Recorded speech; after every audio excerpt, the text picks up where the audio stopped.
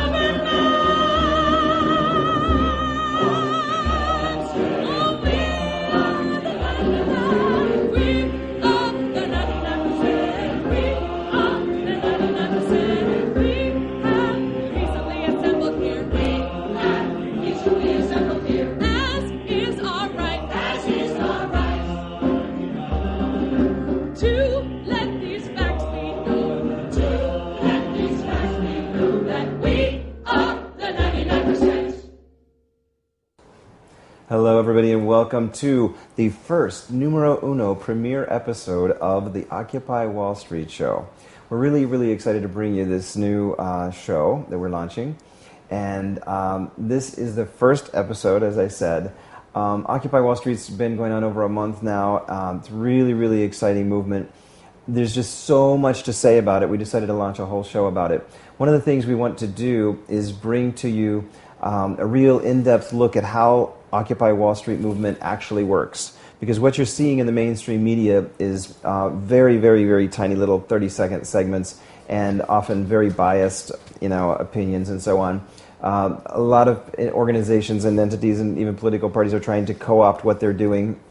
But what we want to do is bring you actual leaders, or not leaders, but facilitators of each of the actual working groups to come in and interview them and talk about exactly how the process works, the direct democracy, which most Americans, this is a new concept for them. They didn't even know that this was going on. But this is the core fundamental nature of this Occupy Wall Street movement, is the direct democracy that's happening there. So we're really, really excited to bring that to you. And we're also going to have, as they do at the General Assemblies, at all the Occupy movement gatherings, they have a thing called a soapbox, so that after the General Assembly, people can just take turns and get up on the soapbox and say whatever they want to say. And as long as people are willing to listen, people can listen, so that they can kind of vent their views and their opinions, so everybody's voice can be heard. So we'll have a few times a week, we're going to have a facilitator from each of the working groups, one at a time, explaining all the intricate details of that. And then a couple times a week, we'll have a soapbox segment.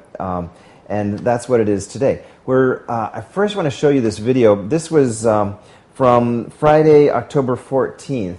As you may recall, on Thursday, the 13th, Mayor Bloomberg, actually, I think previous to that, had announced that they were going to evict the protesters from Liberty Square for cleaning. And many people said that they thought that was the sort of just a premise for getting them out, and then they wouldn't let them back in, except under real strict rules and so on. Well, the media got a hold of that, and everybody was anticipating a real confrontation. So we were down there till midnight on the night of the 13th, and then I was back down there really early, like 5 or 6 a.m. on the 14th. And we were shooting video down there, checking it out. I've never seen such an enormous parade of police power, cruisers going by, just dozens and dozens of them with those sirens blaring for no reason, just buses and vans full of officers. It seemed like a sea of officers, and just like this huge, enormous show of force to kind of show off their presence. So anyway, everyone was expecting this big event to happen. Of course, I was down there with my camera, and my battery was good, but my SD card was full. So I was like, cursing myself for not having an extra one. So I left. I actually left, and I figured I was probably going to miss all the action. But I had to run back to the studio to get some more SD cards. And when I left, it was very interesting. I was quite a few blocks up north to grab the subway, and I want to show you what I saw. This was around 10 a.m. on Friday the 14th, and you don't see the very beginning because I didn't get the camera started in time, but what you would have seen if I had started the camera right from the beginning was a couple police cars with their sirens wailing, and this big, enormous SUV, like I don't know what it was, but some sort of a big blackened windows SUV in between them, like obviously a police escort of some VIPs. And before the SUV even came to a complete stop, the doors flung open and these two guys jumped out. So I knew it was somebody important, but I didn't know who it was. But take a look at this video. So as you can see, this is right after they jumped out. And I recognized later that is Ray Kelly, who's the chief of police for NYPD. And I don't know, apparently a bodyguard. So, but you can't tell right there from the video, but they literally jumped out of the vehicle. I mean, the doors flung open before they even stopped. And he was walking very briskly. You could tell he was in a hurry from the moment he jumped out of that car. And was kind of scurrying right into City Hall. But I thought that was a little bit interesting because, as you know, the turn of events that happened right after that, Bloomberg backed down to the pressure of the people. There were so many people showed up to show their support. So anyway, so today we have with us our great friend Dan O'Connor, who is running for U.S. Congress, New York District 12. Welcome, Dan. Thanks for having me on again. So I want to talk with you about Occupy Wall Street and also about the global central bankers and that whole situation. I know that you're very knowledgeable about that. First, I don't know if you are aware, we talked briefly about what is happening like right now. As of, last night, Albany, New York, what I read on Twitter and on the forums and stuff is that the police actually defied the orders of the mayor of Albany and the governor, Cuomo, of New York, that they ordered them to arrest these 700-plus protesters, and the police said no. They just said, absolutely no, we're not going to do it. They're peaceful protesters, and if we start arresting peaceful protesters, there's going to be a riot, and we don't have the manpower to do it. And they actually said that we are the experts in policing. The governor and the mayor are not. What do you think about that?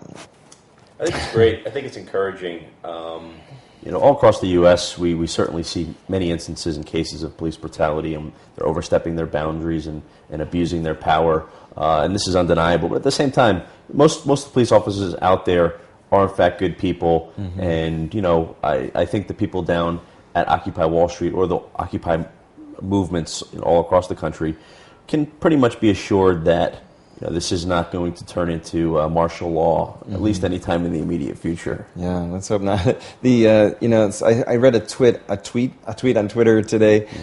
Somebody had said, "Have the police ever been on the right side of liberty and justice?" And I said, "Well, they were last night in Albany." It's a start. The problem isn't really the police or the police officers themselves. I think it's the people giving the orders, the power structure that's up above them. But interesting that it was coming directly from the governor, who right in his own backyard in Albany, saying arrest these people, and the mayor even, under orders of the governor, to arrest these people. And the police said no, they're not breaking any laws, and they're peaceful protesters, and we're not going to do it.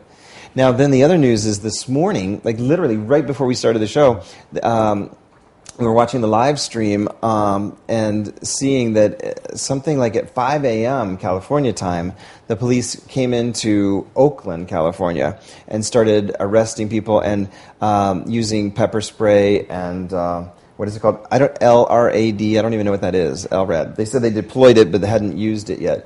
So they're taking their stuff and their equipment and basically arresting everybody out there.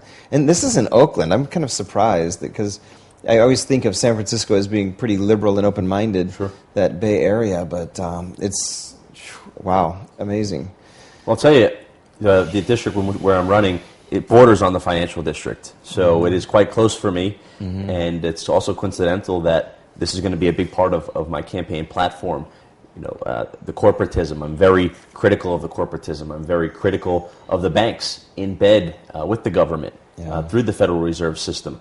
There are a lot of people down at Occupy Wall Street. I visited a few times, and a lot of them are very critical of the Federal Reserve System because it in itself is the essence of corporatism, of cronyism. It is the government connected to the banks, which in many ways it controls the economy. Yeah.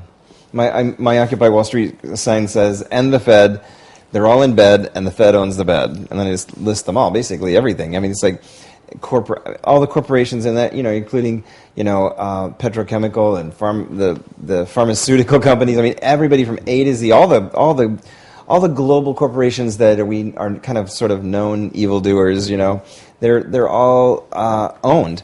But beyond that, the government basically, if they own all the politicians in both parties, and they don't. It's not like they bribe them after the fact either. It's that they got them elected in the first place, so they didn't have to buy them. They already owned them before they ran. Absolutely. And my opponent, who I'm challenging, she gets most of her campaign money from banks. And the financial companies in New York. She coincidentally sits on the finance committee in Congress, and Goldman Sachs was her largest donor in the previous election, and again, they're giving a lot of money to her. And she's very much entrenched with the system and entrenched with the establishment. This is something that it's tough to fight up against because, as you mentioned, they do have a lot of influence and control over the politicians who they fund. Yeah, that's going to be a huge problem. There was something about Stephen Colbert created a super PAC. Did you hear about that? And it's the story that I got. Something about in the process of doing it, kind of on a lark as a joke, because he's a comedian. But he discovered that although donations could not be anonymous, you could create another kind of a PAC that is anonymous. And that the way these guys are doing it is the vast majority, almost all of their donations, go through this anonymous PAC. And then the anonymous PAC writes one check to the regular PAC.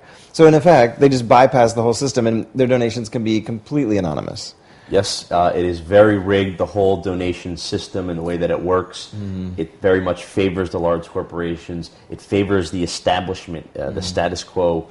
Obama got most of his funding from Wall Street, and they helped basically propel him onto the national stage. It's well documented. It's well known now that he was funded, got most of his funding from Wall Street. And now, again, we're seeing the same thing with the other establishment candidate, Mitt Romney. He's getting most of his money from banks, from Wall Street. Wall Street, in many ways, they like the status quo. They profit from the status quo. Therefore, they throw money at it, and they do what they can to keep it. So if you were evil and corrupt and you had the sole license and monopoly to print the money, what would you do? Pretty much kind of like, I imagine, what the Federal Reserve does. If they can print trillions of dollars, then they can buy anything, including every politician. So how do the American people combat that? How could we elect people in Washington and otherwise that are that really represent us and know for sure that they aren't bought and paid for by the Federal Reserve, by these bankers? This whole entire infrastructure, it's a giant pyramid. It's not the local banker, the community bank that you deal with. It's just a gigantic pyramid, and even Wall Street's not at the top. The top, I think, is the Federal Reserve, the owners of the Federal Reserve, which actually it's the same guys. When you get to the top, they're just a small little club. Right. So how do the American people combat that? How are we going to find candidates that aren't owned? Right. I think movements like the Occupy movement are great. I think real change in the country does come from the grassroots. Tea Party. I might not agree with all members of the Tea Party, but it is in fact a grassroots movement, and this is where real change comes from. All throughout history, all across the world, change does come from the grassroots. Yeah. And a great thing about what's going on in recent years is that people have come to identify that the source of the problem is in fact the Federal Reserve Bank. It's not 20% tax rate versus 25% tax rate, which is really what we see going on in the political debate for the most part. Yeah. Should we tax them 20%? We tax them 30%. It's not nearly as relevant as the main source of the problem, which is the Federal Reserve. Right. It is because of the Federal Reserve that the debt problem is as bad as it is. It is because of the Federal Reserve that the booms and busts occur within the economy. We just saw the biggest boom. Housing prices through the roof, quadrupled in 5 years. This is not people natural. Decided suddenly, I like houses. No, right. This is a result of money printing and low interest rates by the Federal Reserve Bank. But yes, it's great that more and more people are waking up to the source of the problem. And although, as you mentioned, the mainstream media does try to control the debate, when they go down to Occupy Wall Street, I was there last week, and Geraldo showed up, and they try to make it seem as though they're really getting into Occupy Wall Street, what's going on down there. But they brought in their own guests. They're talking about Herman Cain 999 half of the time. Oh my God. And they really weren't, getting in with the people and the movement. It was really just a stage for them to. I was going to say they should have just done it on a green screen and had an artificial image of like as if they were there. Exactly. Because they're not really there at all. They're not talking to people. They're just bringing, like you said, bringing in their own guests, have their own agenda. Just commandeer the whole thing and call it Occupy Wall Street. Yes. So, which is what we're going to be very careful not to do, because I don't want to co-opt this. I mean, that's the thing I've been actually preaching a little bit, is if there is a dogma or doctrine or whatever for Occupy Wall Street, I think number one should be don't let it be co-opted by anybody's political agenda. And so that's why I want to hear. We are going to have the soapbox thing where people can spew their own opinions, and they will be varying and diverse. But the main official Occupy Wall Street stuff is the working groups of people, and so that's why I want to hear directly from them.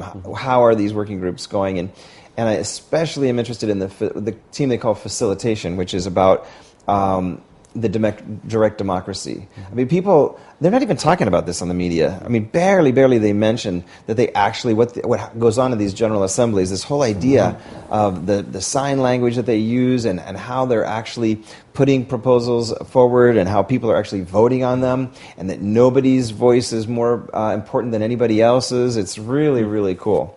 There's one video I saw where this guy was interviewed and he said, he's older than me, he's, whatever, and he said he's never been so proud to be an American, to be down there and to see how that operates. And that's what I want to bring to light. I want to show people, how that really works.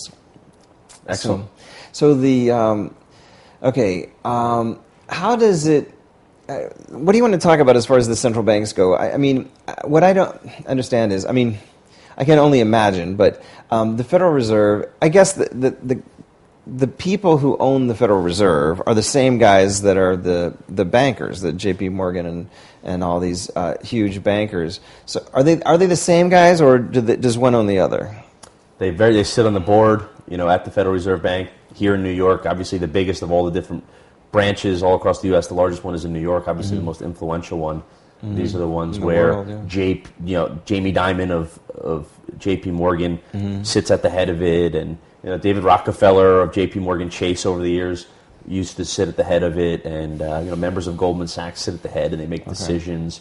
Coincidentally, these are also the banks that happen to do extremely well in trading derivatives and predicting the way the market will change in the future. They predict it, and then they make it happen, and then they win the bet. Yeah. And then they create derivatives, and they bet against their own derivatives because they know that they're not worth anything and win the bet. It's crazy, right? So they're not really separate entities if they're all owned by the same old boys club, right? They're all the same. And then and obviously the Federal Reserve is a private corporation like Walmart or Coca-Cola. I mean, I heard that the Federal Reserve, there's a Federal Reserve board. People get misled, and it seems so intentional by design, because you only have to have like one or two layers of complexity, and the average person is like, oh, that's too complicated, I don't understand, But I mean, even the name Federal Reserve, it sounds governmental, and it sounds like a good thing. It has reserves or something, but it's just like, it may as well be called Starbucks or Walmart or Coca-Cola or whatever. But then the other thing is that there's a Federal Reserve Board, which I heard people are appointed to that board, like the president appoints somebody to that board or so on. But that board has absolutely no power or authority over the actual Federal Reserve. They're completely separate entities. They just happen to share the same name. It's just like the whole thing is a fraud. The whole thing is a big sham. And who reports to who? It's like people think that the government is actually, has authority over the Federal Reserve. But it seems to me like the government absolutely reports to the Federal Reserve from beginning to end, and every politician in between, almost everyone.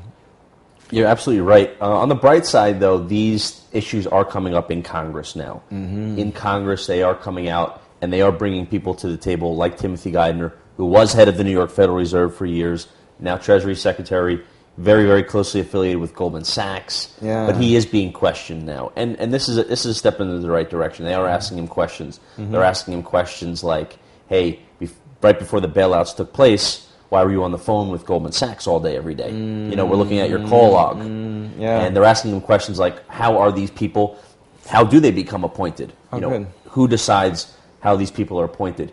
And it's great that these questions are being asked now, because for many, many years, the Federal Reserve Bank was essentially neglected in political discussions. In Congress, basically, it was hands-off. They do what they want. Nobody understands it. They use their technical jargon, scientific graphs and charts, and interest people. Rates. And people are like, I don't really want to try to understand that. Yeah, exactly. Like I said, one level of complexity, and it's like, oh, that's too all I know is I get paid, and it's not enough to pay the rent or whatever.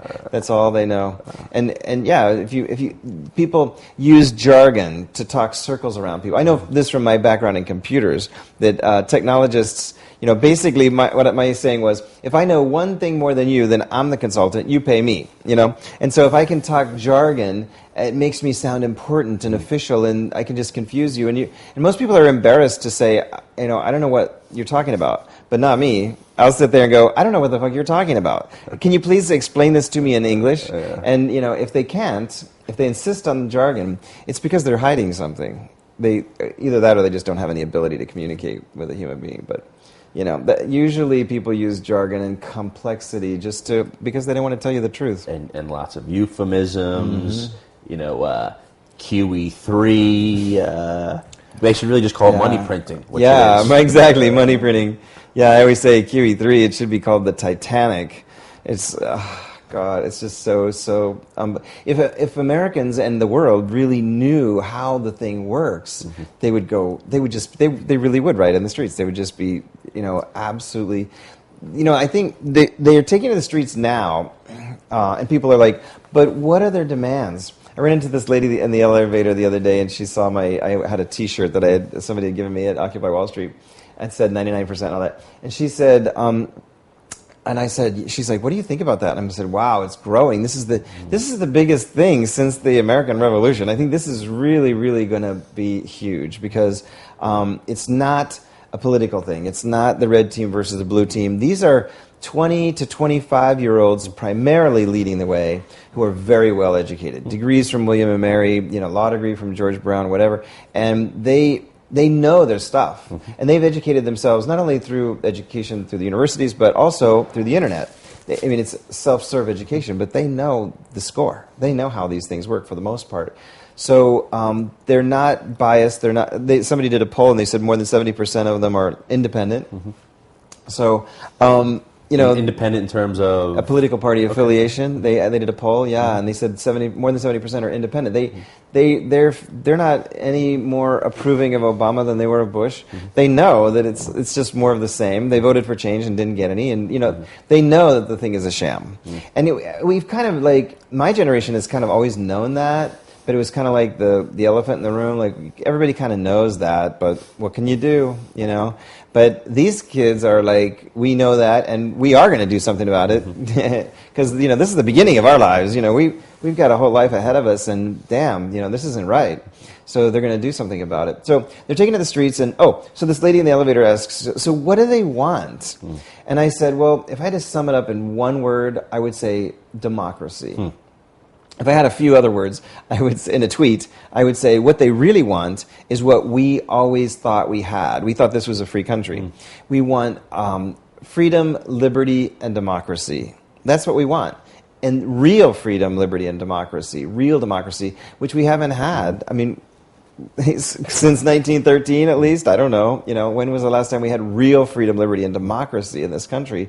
It's just been a sham. It's been a Hollywood story. America, land of the free, but it's not. It hasn't been. It has been a tyranny of the bankers. So we want real democracy. We really want people to actually have a say in how things are run. I also saw an image on Twitter this morning, which actually I had this thought had occurred to me the other day, and I hadn't even said anything to anybody. But then this morning I saw an image somebody tweeted, which was really interesting, because I knew, we talk about the 99%, meaning the top 1%. What is it? The top 1% wealthiest people in this country have 80% of the wealth, or something like some number like that. And so that's where this came from. We are the 99%. But I also knew this statistic, which most people don't know, that if you are even the poorest people in the U.S. are the top 1% wealthiest people in the world. Because when you look at starvation and famine and poverty throughout the planet, the poorest Americans are the top 1% of the world. So I thought that was just a little bit of an interesting karma-like thing. That we have been the top. All Americans have been the top 1% of the entire planet. But within the United States, it's a whole other thing. Which actually makes it even more grotesque to think of these billionaires and central bankers who are trillionaires. Literally, they can print trillions of dollars. It's just grotesque how much wealth they have and how little good it's doing. So, all right, well, we got to take a break here real quick and thank our sponsors, because if it weren't for our sponsors, we wouldn't be here. So first it's Mt. Gox, mtgox.com. If you haven't heard of Bitcoin, it's actually a perfect tie-in with the Occupy Wall Street movement, because people are actually getting arrested trying to close their bank accounts. I don't know if you've heard about that, but Citibank and some other bank, I think it was Bank of America, where they're actually arresting people who are going in and closing their bank accounts. They're having these big events where everybody goes and closes their bank account. Well, Bitcoin is sort of the money of the future. It's an amazing technology. If you're not aware of it, check out bitcoinme.com. And Mt. Gox is the world's leader in online exchange sites, which means it's where you can buy Bitcoin for US dollars or sell Bitcoin for US dollars, and not only US dollars, but 16 different currencies. So it's MTGOX, mountgox.com. Check it out, and while you're there, thank them for sponsoring the Occupy Wall Street show. And the Thank You Economy by Gary Vaynerchuk is... Gary Vaynerchuk is a best-selling author, and he's just come out with this new book. You can check it out at thankyoueconomybook.com. This book is amazing. It's actually about if you have a business or corporation, whatever, and you want to use the technology of social media to bring your business back to the old days when there was such a thing as customer service and a real personal one-on-one relationship with your customer. It's an amazing read, so check it out. The Thank You Economy by Gary Vaynerchuk. ThankYouEconomyBook.com. And thank you for thank them for sponsoring the Occupy Wall Street show. So what else? So how do Americans then take back Washington? I guess the answer is government. We have to have. It has to start there. It has to start with the people, and we have to just do a complete sweep of Washington and replace everybody there. How do we do that?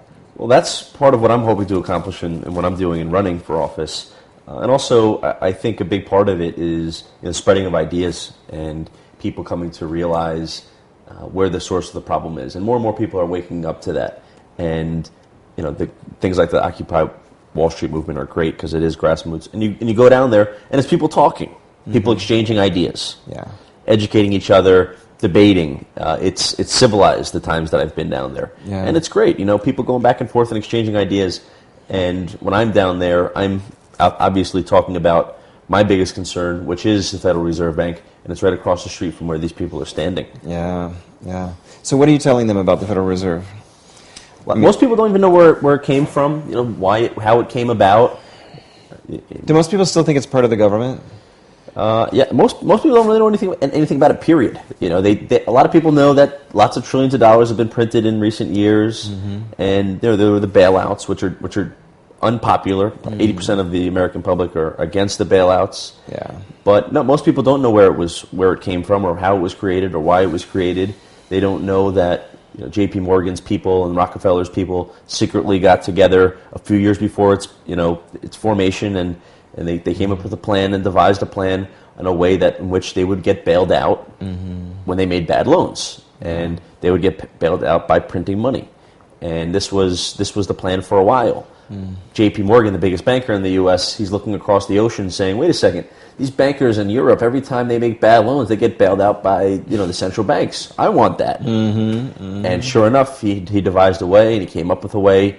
And now, someone here in New York, everywhere I look, I see J.P. Morgan Chase banks, coincidentally. Everything. They're the big ones, and they've gotten all the favors. And they work with the IMF and the World Bank and obviously the central bank. And Paul Volcker, the head of the Federal Reserve Bank, a long time ago, came straight out of Chase and J.P. Morgan, and it's all interconnected, and the more people realize what's going on, the more repulsed they become, and they detest it. It doesn't matter what political party you are, Republican, Democrat. People hate the favors for the rich, and they hate the cronyism and the whole system. The whole system, even Visa, MasterCard. You see Citibank, Chase, everywhere you look. I mean, you think there's a lot of Starbucks out there, but when you look, you walk down now I'm like, I have this heightened awareness, and I got off the subway at Columbus Circle, and I'm walking down this huge long corridor all the way to 57th Street. Every single billboard is taken by MasterCard, Visa. MasterCard, Visa, MasterCard, Visa, MasterCard, Visa. It's just like everywhere you look, that's what it is. And, you know... We need to see more Bitcoin signs. Yeah, exactly. We need more. For sure, we need more Bitcoin signs. That's true.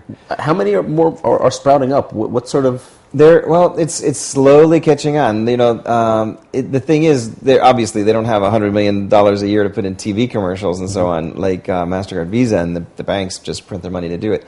But it's another grassroots movement because it's a peer-to-peer technology and it's completely open source and nobody's making money off of promoting it, you know, directly. So there's no there's no benefit there's no budget for mass advertising. How do we get it out there? How do we get Bitcoin? How do we spread it? How do we make it more abundant? Or I don't know. I mean, what I'm doing in that regard is we do a weekly meetup for Occupy Wall Street supporters here. We host, and then we also do a Bitcoin meetup too, and they're kind of back to back. So if people stay for the first one, they're going to learn about Bitcoin.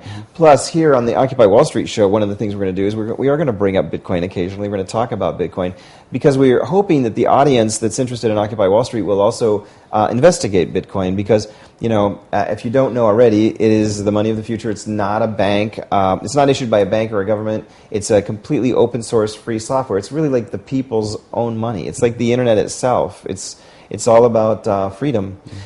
So it can't be controlled and shut down. I saw a video on YouTube about WikiLeaks. They're talking about 95% of their funding, their donations have been cut off because of the government's control over MasterCard, Visa, and PayPal.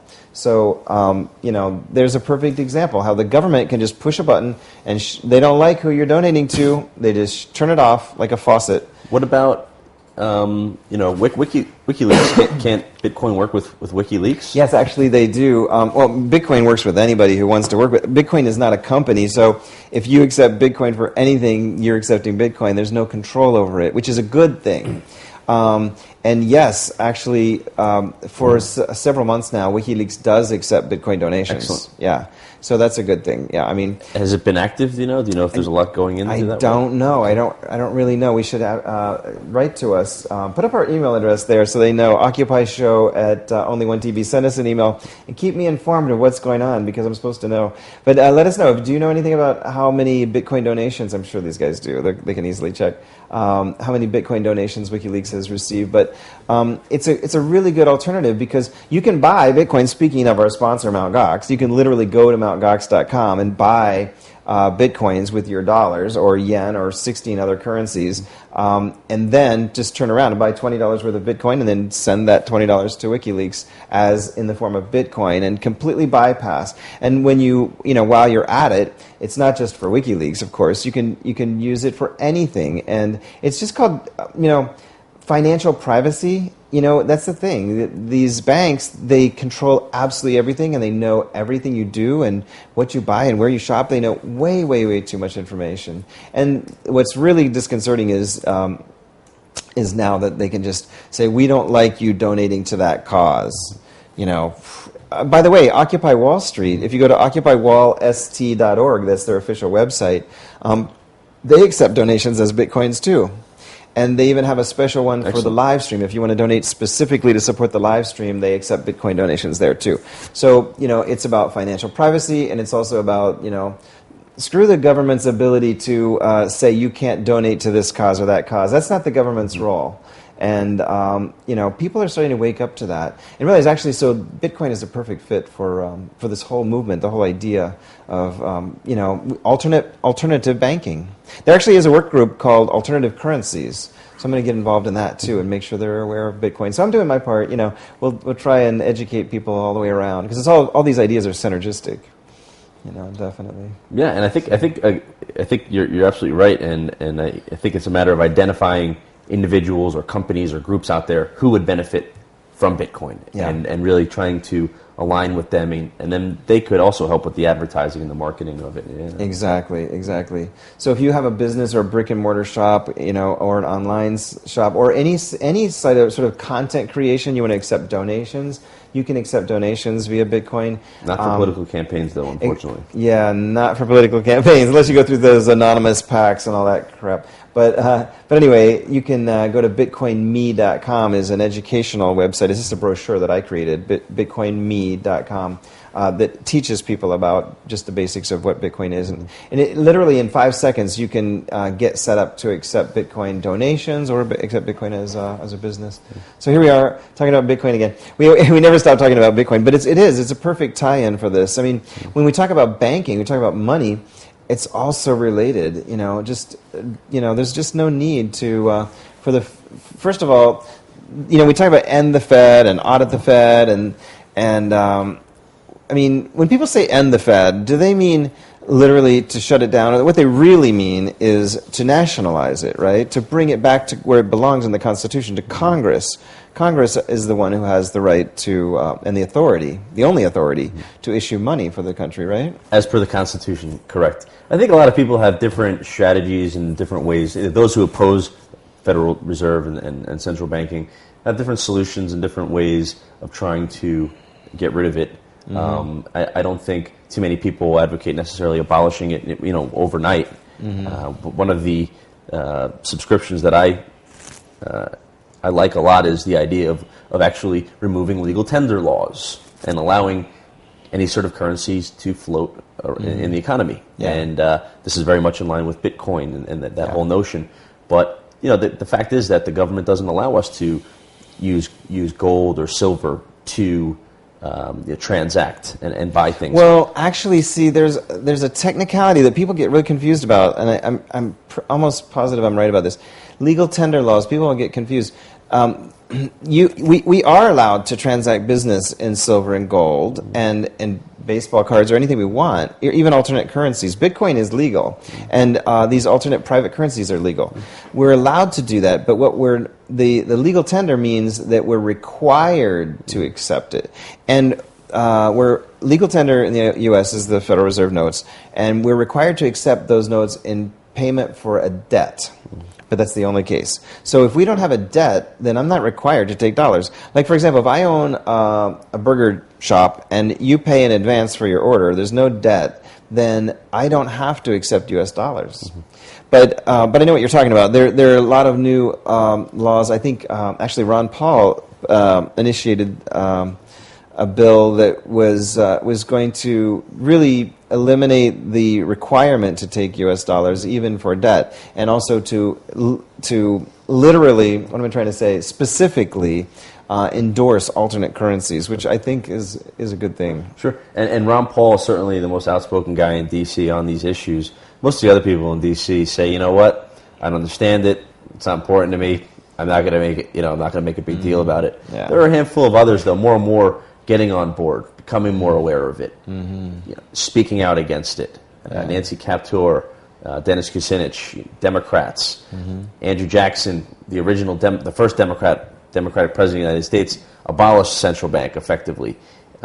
One-time New York State Governor Grover Cleveland was a very outspoken critic of central banking and the Federal and any sort of central bank. Very big proponent of gold, who was also a Democrat here in New York. Maybe that's the way we can Americans can identify which politicians aren't owned by the bankers. Because if they're against the central bank, they're not owned by the central bank. Maybe that's a fair assumption. I don't know.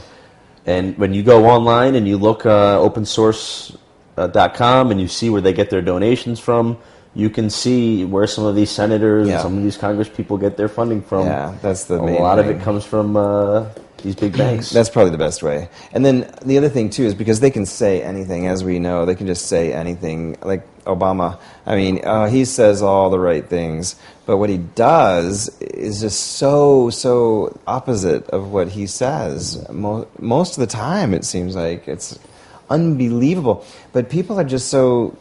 I don't know what. They're just so busy or preoccupied or apathetic. They just hear what he says and go, oh, I'm going to vote for him. I like what he says. But they don't pay any attention to what he does. Oh, my gosh. Yeah, publicly he criticizes Wall Street and all the things that go on down there. And then at the same time, that's where he's getting his donations from.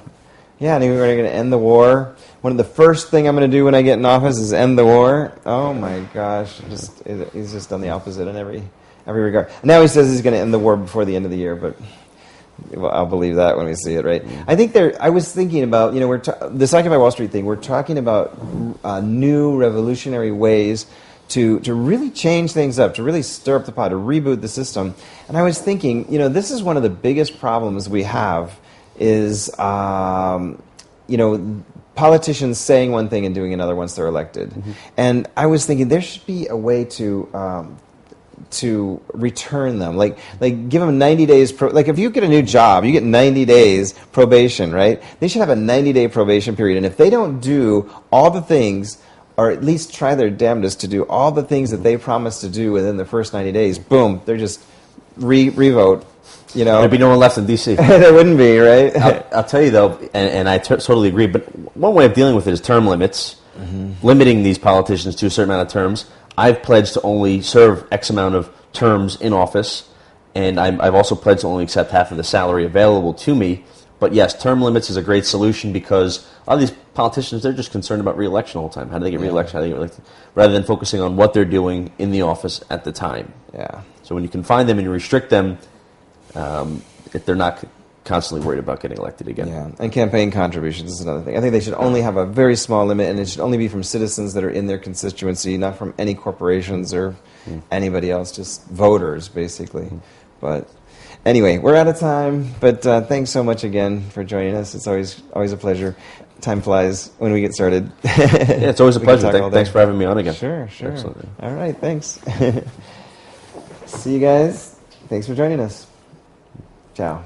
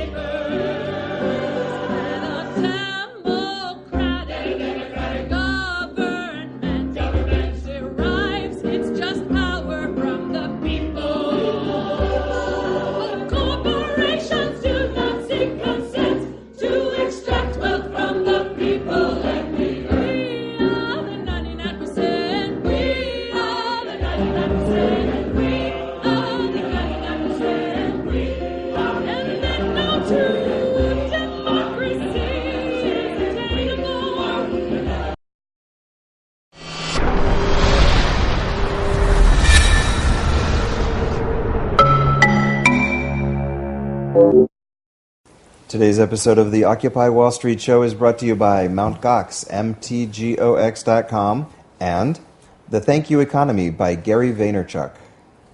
We are the 99%. We are the 99%. We are the 99%. We are the 99%. We are the 99%. We are the 99%.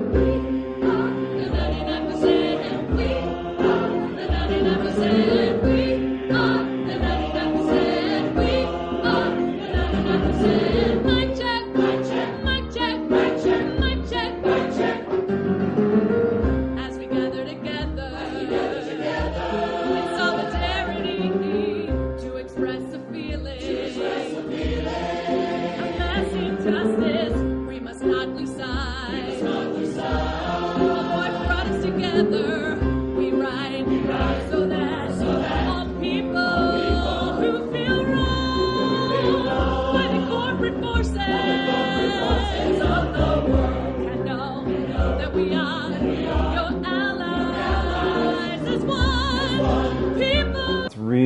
exciting movement.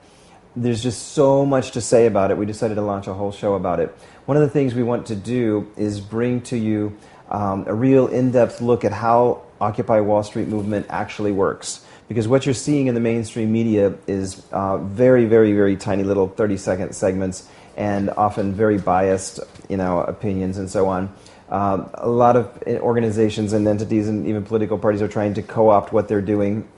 But what we want to do is bring you actual leaders, or not leaders, but facilitators of each of the actual working groups to come in and interview them and talk about exactly how the process works, the direct democracy, which most Americans, this is a new concept for them. They didn't even know that this was going on. But this is the core fundamental nature of this Occupy Wall Street movement, is the direct democracy that's happening there. So we're really, really excited to bring that to you. And we're also going to have, as they do at the General Assemblies, at all the Occupy movement gatherings, they have a thing called a soapbox, so that after the General Assembly, people can just take turns and get up on the soapbox and say whatever they want to say. And as long as people are willing to listen, people can listen, so that they can kind of vent their views and their opinions, so everybody's voice can be heard. So we'll have a few times a week, we're going to have a facilitator from each of the working groups, one at a time, explaining all the intricate details of that. And then a couple times a week, we'll have a soapbox segment. And that's what it is today. I first want to show you this video. This was from Friday, October 14th. As you may recall, on Thursday, the 13th, Mayor Bloomberg, actually, I think previous to that, had announced that they were going to evict the protesters from Liberty Square for cleaning. And many people said that they thought that was the sort of just a premise for getting them out, and then they wouldn't let them back in, except under real strict rules and so on. Well, the media got a hold of that, and everybody was anticipating a real confrontation. So we were down there till midnight on the night of the 13th, and then I was back down there really early, like 5 or 6 a.m. on the 14th. And we were shooting video down there, checking it out. I've never seen such an enormous parade of police power, cruisers going by, just dozens and dozens of them with those sirens blaring for no reason, just buses and vans full of officers. It seemed like a sea of officers, and just like this huge, enormous show of force to kind of show off their presence. So anyway, everyone was expecting this big event to happen. Of course, I was down there with my camera, and my battery was good, but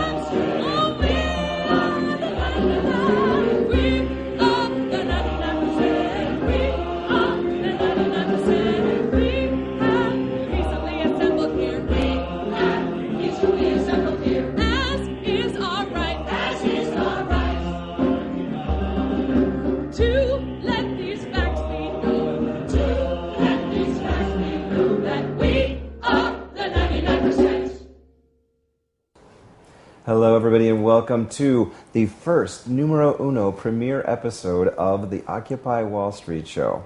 We're really, really excited to bring you this new show that we're launching. And this is the first episode, as I said. Occupy Wall Street's been going on over a month now.